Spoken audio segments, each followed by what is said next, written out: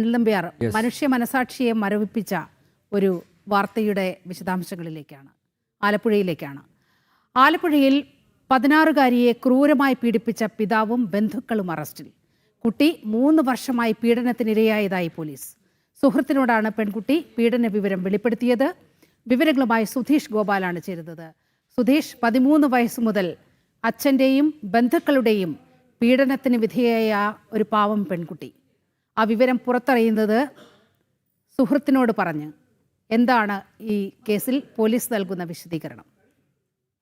നീലിമ, ഇത് ആലപ്പുഴ ജില്ലയിലെ പുന്നപ്രയിലാണ് ഇത്തരം ഒരു ക്രൂരമായ പീഡനം നടന്നിട്ടുള്ളത്. അത് അച്ഛനും അച്ഛന്റെ സഹോദരി ഭർത്താവും സഹോദരിയുടെ മകനും മറ്റൊരു ബന്ധുവും അടക്കം 4 പേരാണ് ഇതിൽ പ്രതികളായിട്ടുള്ളത്. ഇത്തരത്തിൽ നിരന്തരമായി ഏതാണ്ട് 3 വർഷത്തിലധികമായി 4 വർഷത്തോളമായി ഇത്തരത്തിൽ പീഡനം തുടരുകയായിരുന്നു. വിവിധ സ്ഥലങ്ങളിൽ എത്തിച്ചടക്കം പീഡിപ്പിച്ചു എന്നതാണ് കുട്ടിയുടെ മൊഴിയിൽ നിന്നും വ്യക്തമാകുന്നത്. അത് കുട്ടി മറ്റൊരു ബന്ധുവിനോട് പറഞ്ഞതോടെയാണ് ഈ വിവരം പുറത്തറിയുകയും പോലീസിൽ അറിയുകയും മറ്റും ചെയ്യുന്നത്.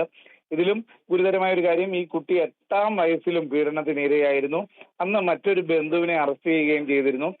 അതിനുശേഷം ഏതാണ്ട് 4 വർഷത്തോളമായി ഈ അച്ഛനും മറ്റു ബന്ധുക്കളും ചേർന്ന് നിരന്തരം കുട്ടിയെ പീഡിപ്പിക്കുകയായിരുന്നു എന്ന വിവരമാണ് പുറത്തു വരുന്നത്.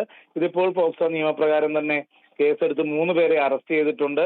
ഒരാൾ ഒളിവിലാണ്. അദ്ദേഹത്തിന് വേണ്ടിയുള്ള തിരച്ചിൽ ഇപ്പോഴും പോലീസ് തുടരുകയാണ്. നീലിമ.